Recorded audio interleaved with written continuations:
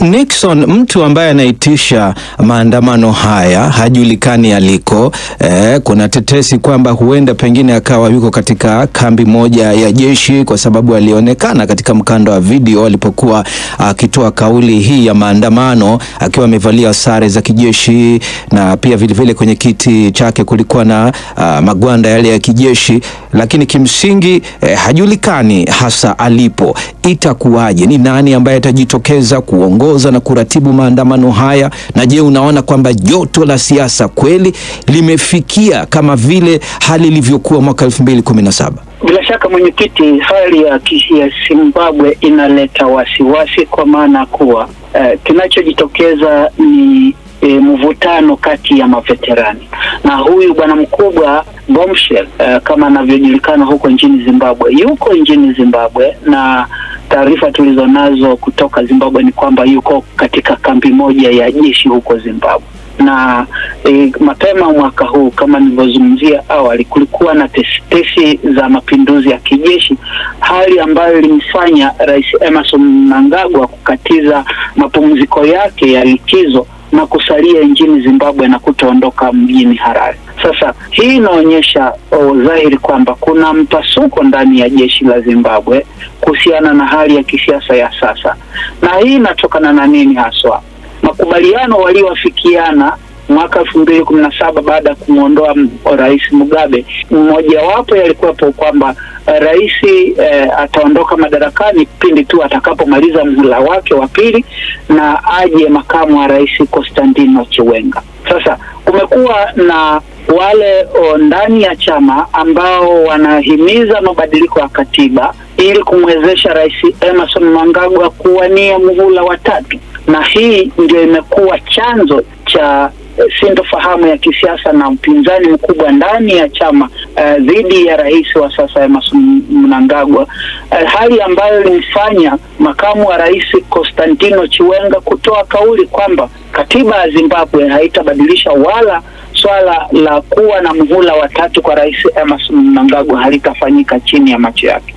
Sasa hii inaonyesha kwamba mpasuko huu unaonyesha dhahiri sintofahamu za kisiasa zilizopo, na swala la kuongoza maandamano ni swala ambalo linasubiriwa kwa hamu. Hata wa Zimbabwe wenyewe wanaona kwamba wamechoka kutumiwa kama vibaraka katika mapigano dhidi ndani ya chama tawala na swala la kung'ang'ania madaraka kwa viongozi walioko madarakani.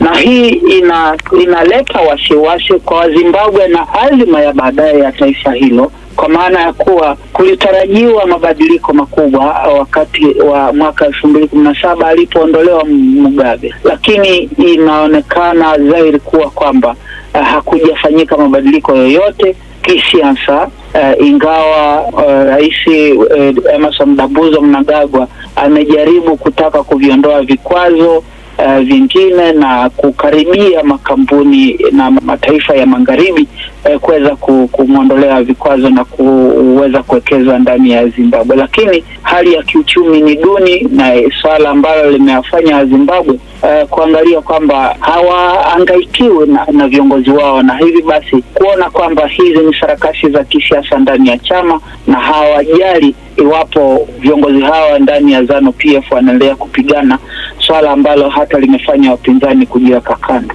Haya, asante sana Nixon. Nije kwako hivi sasa Gwandumi Mwakatobe.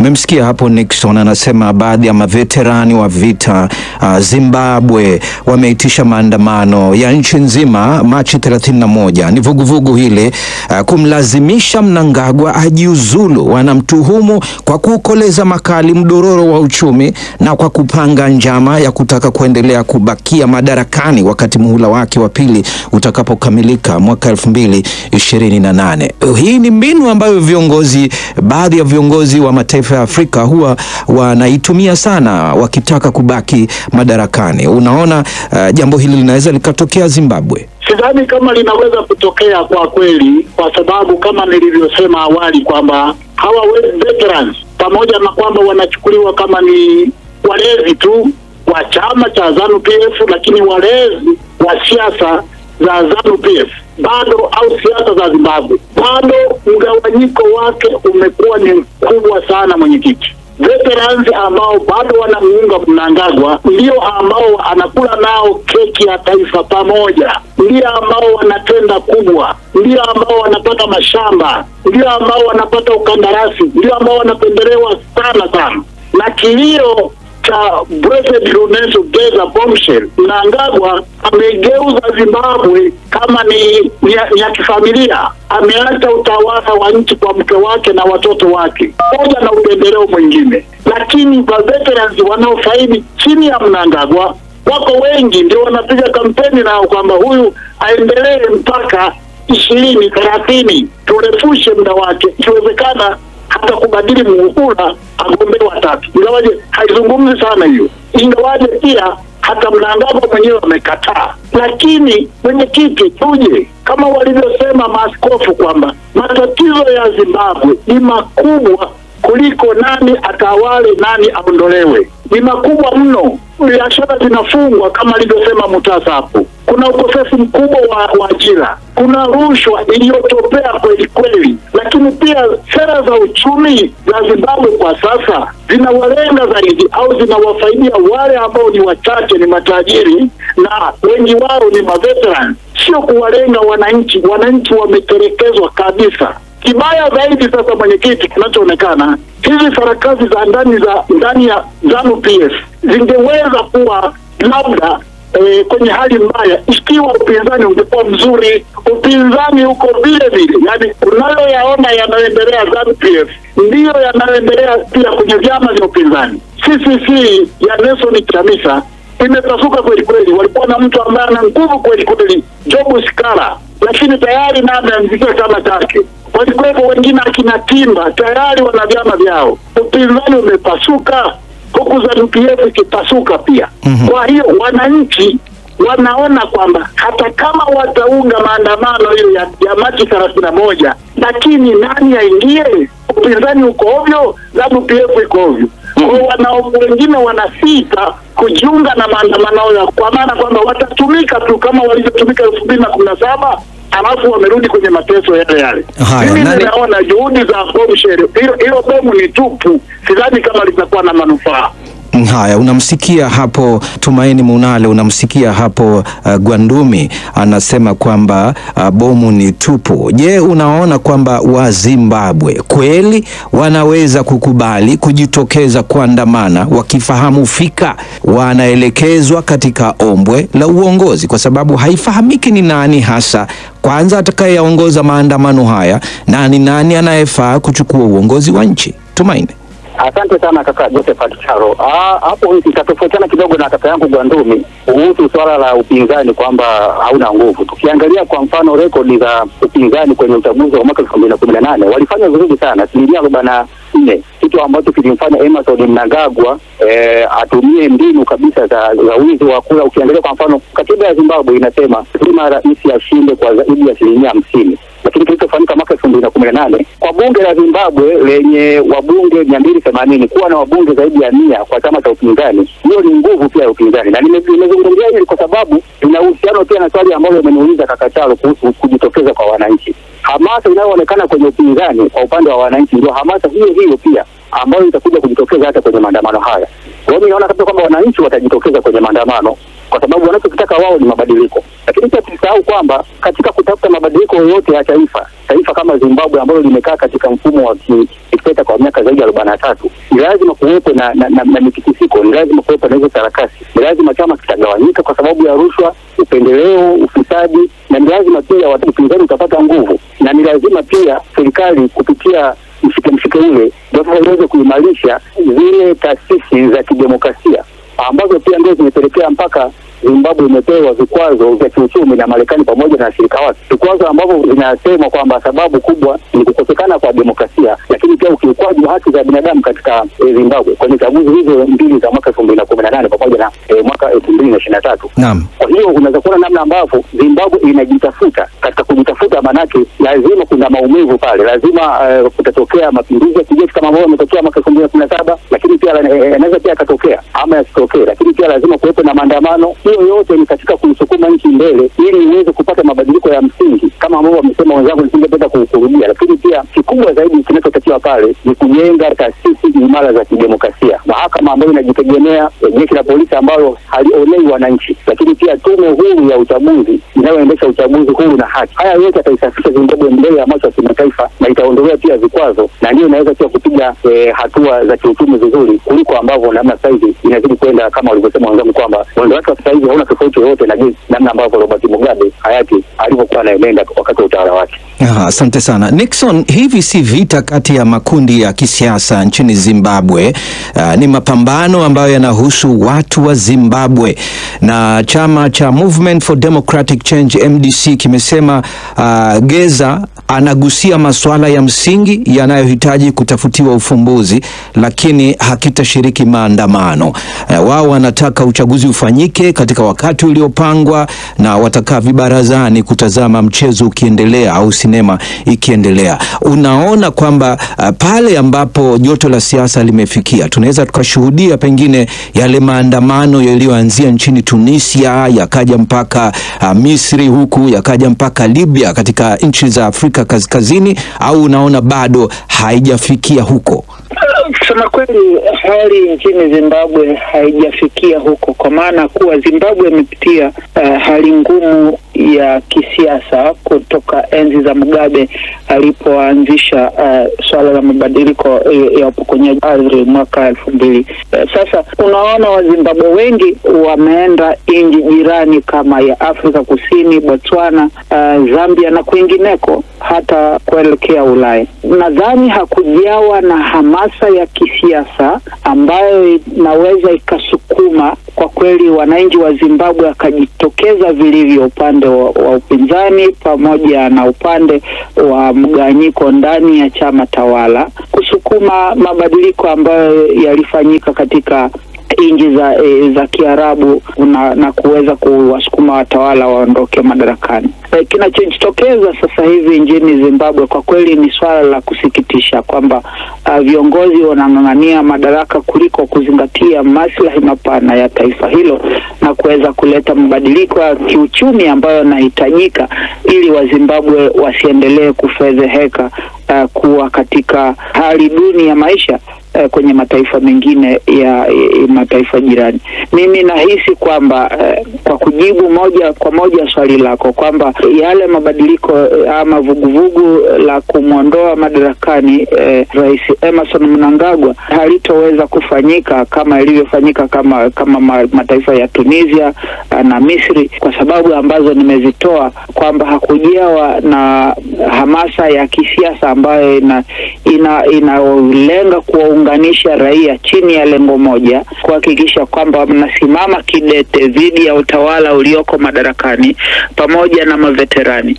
Lakini hiyo inaweza ikafanyika iwapo maveterani watajiunga pamoja na raia kama ilivyofanyika mwaka 2017 wakati wa Mugabe. Na swali ni je, wako tayari kuacha maslahi yao ama kama alivyosema mwenzangu, wanapofaidika na hali ya sasa chini ya utawala wa Emmerson Mnangagwa, watakubali kweli kwa ajili ya taifa kujijenga kiuchumi na kisiasa na pamoja na kuleta ustawi wa jamii. Asante sana Nixon.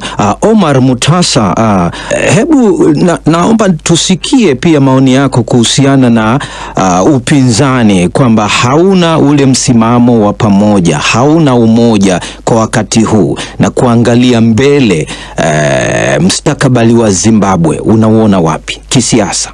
Msimamo wa hivi vyama vya upinzani katika Zimbabwe, MDC na CCC, Citizen for Coalition for Change, na vyama vingine, unakuta kwamba hawa ni wanasiasa ambao wamo ndani ya Zimbabwe, lakini ilipokuwa kwamba na wao wanataka mabadiliko, na jambo moja ambalo huenda likawa zuri kwa wao ikiwa maandamano haya yatafanyika, wanadanganya kwanza bwana mwenyekiti kusema kwamba hawatashiriki katika maandamano. Waongo, ushafahamu. Wamo wanatizama, na yatakapoanza bila shaka watafanya nini? Watawaunga mkono wananchi. Sasa tatizo tatizo moja kubwa lilioko kwamba na hivi vyama vya upinzani tayari vina matundu.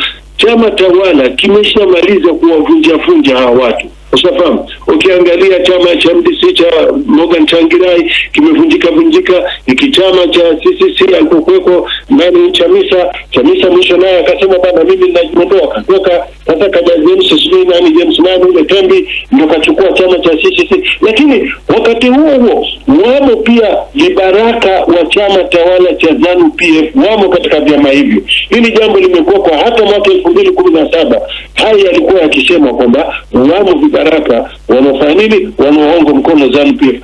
Lakini tatizo kubwa mimi ninaliona bwana mwenyekiti, hawa hata watakapomuondoa madarakani bwana Mbuso Mnangagwa, wakaja wale kina Chiwengwa na wengineo, nafikiri ikiwa hawatowashirikisha serikali ya umoja wa kitaifa, wakawa hawa vyama vya upinzani wako nje, basi tatizo litabaki pale.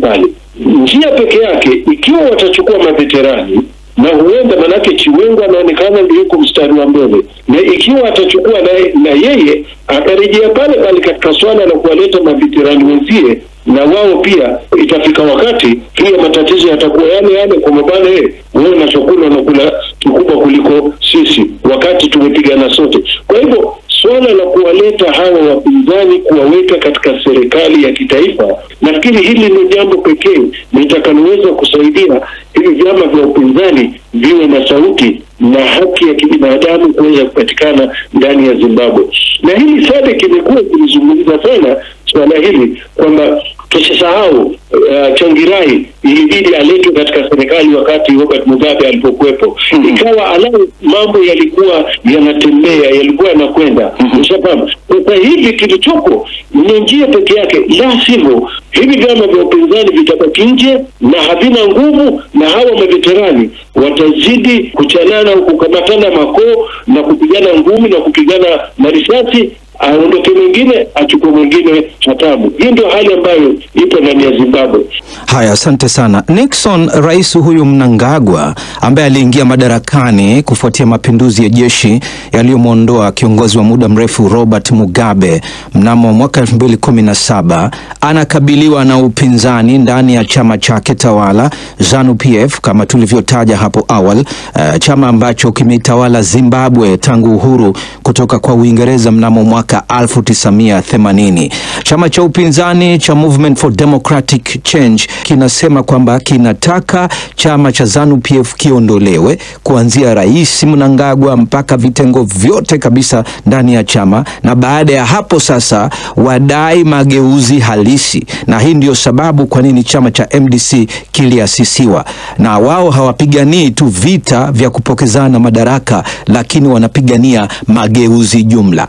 Mageuzi jumla inawezekana kwa wakati kama huu?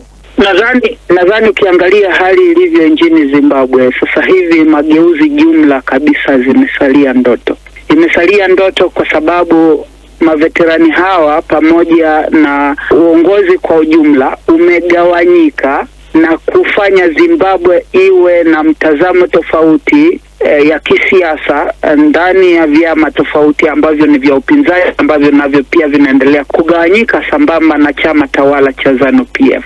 Sasa kwa mantiki hii, pakiwa na mgawanyiko wa kisiasa, ni vigumu sana kuwa na mpango wa maendeleo ambao ni mpango madhubuti kambambe wa kuweza kuliangalia swala la Zimbabwe kwa ujumla. Kwanza kisiasa, liangaliwe swala la kiitikadi. Ni itikadi gani walionayo kama chama ama chama fulani ambacho kinakuja, na ni sera gani za kiuchumi na za kisiasa ambazo zimependekezwa na watawala kwa weza kuhakikisha kwamba kuna mabadiliko mapana ndani ya nchi hiyo ambayo yalilengwa wakati wa Zimbabwe kujipatia uhuru wake ukiongozwa na ZANU-PF. Nadhani hili imesalia ndoto, na ndoto hii inatokana na uchu wa madaraka. uchu wa madaraka kwa viongozi wa ZANU-PF, pamoja uchu wa madaraka kwa viongozi wa upinzani ambao wanaendelea kugawanyika, kwamba mimi ndio niwe kiongozi ama mimi ndio mzuri zaidi kuliko wewe, na hivi kusababisha mgawanyiko mkubwa wa kisiasa na kuwafanya wapoteza dira ya kisiasa na dira ya kimkakati ya kisera kwa ajili ya kuiongoza Zimbabwe na kuleta mabadiliko hayo ambayo yanahitajika kwa wananchi. Haya, asante sana Nixon. Gwandumi Mwakatobe, tunaelekea mwisho wa kipindi chetu cha maoni. Tumejadili mambo mengi. Tunaona kwamba upinzani ni kama hauna umoja, hakuna kiongozi imara wa upinzani ambaye anaweza akapiga kelele kuielekeza Zimbabwe mbele. Ni mwelekeo upi ambao unaona kwamba wa Zimbabwe huenda wakauchukua kufuatia wito huu wa vuguvugu hili la Machi 31? Wenzangu wameliona hapo, Katembo na Ali Mutasa, kwamba hakuna mabadiliko yoyote ya maana ambayo yatatoka ZANU-PF au upinzani, kwa sababu hawa watu hawatofautiani, wote kuwa wanang'ang'ania madaraka, kuwa wanang'ang'ania namna ya kwenda kula keki ya taifa na sio kuleta mabadiliko ya kweli wanahitaji wananchi. Mimi ninafikiri kwamba njia pekee ya Zimbabwe ambayo inaweza kuelekea kuzuri ni pale ambapo wananchi wenyewe, maandamano yanayotokana na wananchi wenyewe, yaliyoanzishwa na wananchi wenyewe, ndiyo ambayo yataleta mabadiliko ya kweli, lakini sio kutoka ZANU-PF au kutoka upinzani ambao umepasuka kweli kweli, kama ambavyo wanapasuka ZANU-PF katika kung'ang'aniana madaraka. Ndivyo ulivyo upinzani, hawatofautiani hawa watu. Kwa hiyo tusubiri mwamko wa umma, sio wa Geza, sio wa Bomsheli, sio wa Mnangagwa au Chiwenga. Tusubiri mwamko wa umma watakaojiimarisha wenyewe, mashirika ya kiraia, watu binafsi, watu wa kawaida wanaoteseka. Watakaposimama, hapo ndipo tutapata mageuzi ya kweli ya nchi nzima. Haya, asante sana. Omar Mutasa, neno lako la mwisho kifupi. Neno la mwisho, Waswahili husema mbaya halisi na wema hakosi. Narudi kwa rais wa zamani Robert Mugabe. Wananchi wa Zimbabwe wanamsifu Robert Mugabe kwa jambo moja, kwamba aliwapatia elimu. Wananchi wa Zimbabwe waliweza kupewa ardhi, unaona, kutoka kwa watu weupe. Hawa viongozi ambao wamo sasa hivi, maveterani ambao walikuwa na Robert Mugabe, nafikiri bado hawajaona upeo wa Robert Mugabe, kwamba wangeanzia hapa hapo, kwamba wananchi wa Zimbabwe wote wana elimu ya kutosha, waweze kuwashirikisha katika maendeleo ya taifa hili. Haya, asante sana. Naam, msikilizaji, hadi hapo ndipo tunafikia mwisho wa kipindi chetu cha maoni mbele ya meza ya duara, ambapo leo tumejadili hali ya kisiasa nchini Zimbabwe, huku maandamano ya vuguvugu la Machi 31 yakitarajiwa kwa lengo la kumshinikiza Rais Emmerson Mnangagwa ang'atuke. Mezani leo tumekuwa naye Nixon Katembo, mwandishi na mchambuzi wa masuala ya siasa, akiwa mjini Pretoria, Afrika Kusini. Katika mji mkuu wa Uganda, Kampala, alikuweko Omar Mutasa, yeye ni mwandishi wa habari wa siku nyingi na mchambuzi wa siasa. Huko Sumbawanga nchini Tanzania tumekuwa naye Gwandumi Mwakatobe, yeye ni mchambuzi wa siasa, na katika mji wa Shinyanga huko nchini Tanzania alikuweko Tumaini Munale.